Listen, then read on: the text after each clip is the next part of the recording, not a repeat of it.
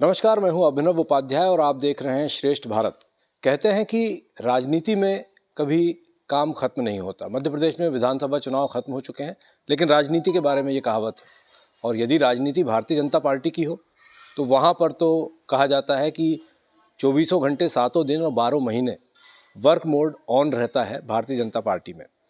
फिलहाल भारतीय जनता पार्टी मध्य प्रदेश में सरकार उसको बनाना है, लेकिन सरकार का चेहरा कौन होगा, ये एक बड़ा सवाल है। अखिलेश खंडेलवाल जी हमारे साथ में मौजूद हैं, जो कि वर्तमान में झुग्गी झोपड़ी प्रकोष्ठ के प्रदेश अध्यक्ष हैं। भारतीय जनता पार्टी संगठन में एक बड़े नेता के तौर पर इनको पहचाना जाता है।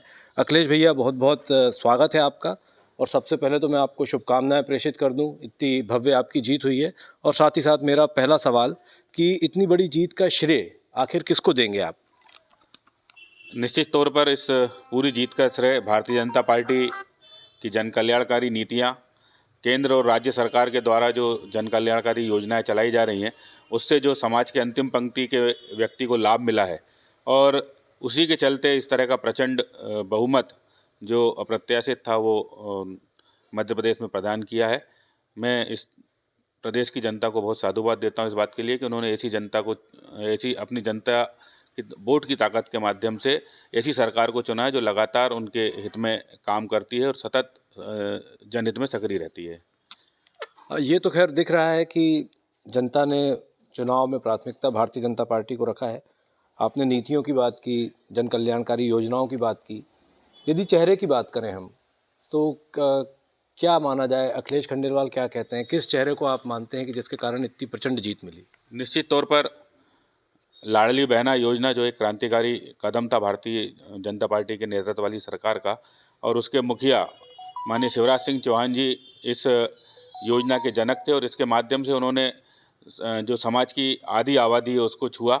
इसके पहले भी लाडली लक्ष्मी योजना हो, संबल योजना हो, उन सब योजनाओं के साथ ही इस लाडली बहना योजना ने मध्य प्रदेश में ये कमाल किया है और इसके जो सूत्रधार हैं माननीय शिवराज सिंह चौहान जी, वो निश्चित तौर पर आने वाले समय में भारतीय जनता पार्टी के नेता के रूप में मध्य प्रदेश की सरकार को नेतृत्व प्रदान करेंगे।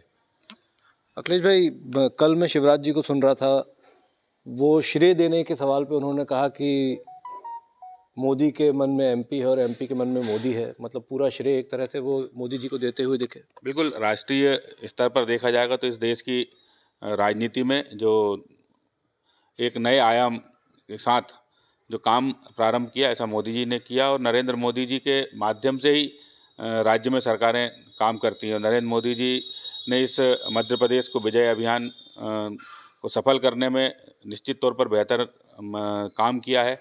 उनके द्वारा राष्ट्रीय नेतृत्व को मध्य प्रदेश में भेजा और यहाँ की संगठनात्मक जो स्थिति है उसको संभालते हुए सरकार की योजनाओं के माध्यम से चुनाव में रणनीतिक रूप से काम किया और उसका आज हम देखते हैं जो स्वरूप विधायकों के रूप में हमारे बीच में आया, वो निश्चित रूप से मोदी जी, हमारे राष्ट्रीय नेतृत्व, उनका संगठनात्मक कौशल तो है ही, साथ में शिवराज सिंह चौहान जी ने जो जनता के मन में जो जननेता के रूप में अपनी छवि तैयार की, बहनों के रूप में, बच्चों के मामा के रूप में, बहनों के भाई के रूप में, ये सारी बातें हर आदमी उनको ऐसा महसूस करता था कि वो हमारे परिवार का सदस्य है, हमारा मुखिया है और वो अगर हम कोई दुख तकलीफ पीड़ा हमको होगी तो उसमें मुख्यमंत्री के रूप में वो हमारे साथ कंधे से कंधा मिलाकर खड़े होंगे।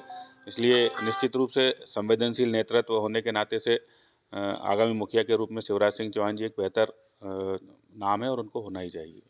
देखिए, चुनाव से पार्टी निकल चुकी है, इलेक्शन हो गया है, मतगणना भी हो गई है, आपको सिक्योर्ड मेजॉरिटी भी मिल गई है।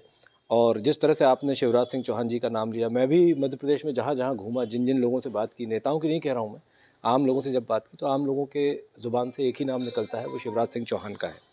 सवाल इसलिए अखिलेश भाई, मोदी जी के मुंह से इस पूरे कैंपेनिंग के दौरान हमने शिवराज जी का नाम नहीं सुना। तो ऐसा लग रहा है कि ऐसे कयास लगाया जा रहा है कि क्या नेतृत्व परिवर्तन तो नहीं होने वाला मध्य प्रदेश में? अब देखिए, ये सारी बातें, चूँकि ये मामला जो है राष्ट्रीय नेतृत्व को तय करना है और राष्ट्रीय नेतृत्व विधायक दल की बैठक बुलाएगा, केंद्र से हमारे कुछ वरिष्ठ नेता यहाँ पर आएंगे, विधायकों के मन की राय लेंगे। ये तय सारी प्रक्रिया एक चुनाव और चुनने की होती है। आमजन की बात करें, हम चूँकि झुग्गी झोपड़ी प्रकोष्ठ में काम करते हैं, समाज का सबसे नीचे स्तर का तबका जो है वहाँ पर निवास करता है और सामाजिक क्षेत्र में लंबे समय से काम करने के नाते से अनेक लोगों से संपर्क में रहते हैं, उनसे संवाद स्थापित होता है। तो इस दौरान जो बात जनता के बीच में से निकल कर आई है, तो निश्चित तौर पर वो शिवराज सिंह चौहान जी के लिए आवाज़ है। और बाकी जो राष्ट्रीय नेतृत्व जो तय करेगा, हम सभी भारतीय जनता पार्टी के कार्यकर्ता हैं, यहाँ का नेतृत्व जो तय कर देता है वो हर कार्यकर्ता को उसको पालन करने का काम होता है। ऐसा ही मुख्यमंत्री के रूप में हो या संगठन के पदाधिकारी के रूप में हो या अन्य किसी भूमिका में किस कार्यकर्ता को क्या काम करना है, ये राष्ट्रीय नेतृत्व प्रदेश का नेतृत्व ही तय करता है। अखिलेश भाई, आखिरी के 2 सवाल मेरे।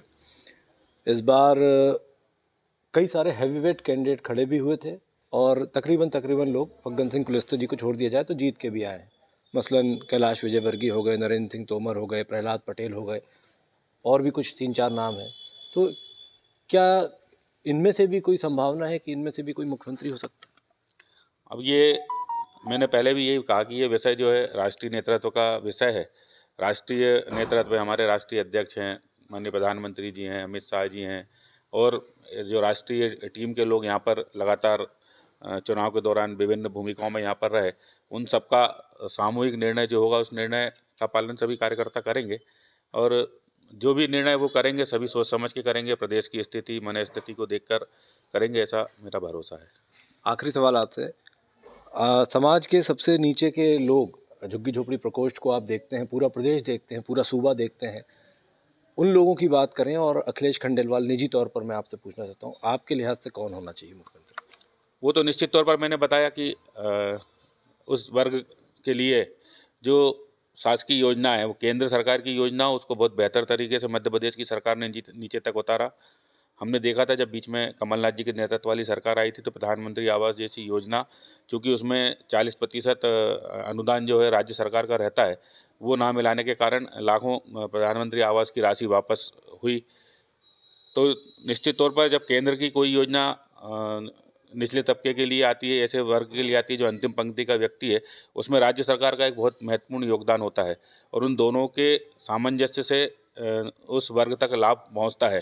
तो हमारे मध्य प्रदेश में माननीय शिवराज सिंह चौहान जी के नेतृत्व में इस काम पर बहुत अच्छा, इस वर्ग के लिए बहुत अच्छा काम ये हुआ कि केंद्र सरकार ने भी अगर किसी योजना का लाभ यहाँ पहुँचाया है तो उसमें मध्य प्रदेश सरकार का योगदान मिलाकर उसे उस वर्ग तक पहुँचाने का काम किया। इनकी माने तो मुख्यमंत्री के सबसे प्रबल दावेदार और सबसे बेहतर दावेदार शिवराज सिंह चौहान ही हो सकते हैं, लेकिन साथ ही साथ ये भी साफ किया कि आखिरी फैसला केंद्रीय नेतृत्व तय करेगा। अभिनव उपाध्याय, श्रेष्ठ भारत, भोपाल। श्रेष्ठ भारत पर खबरों से जुड़े रहने के लिए चैनल को सब्सक्राइब करें, बेल आइकन दबाएं और देखते रहें श्रेष्ठ भारत।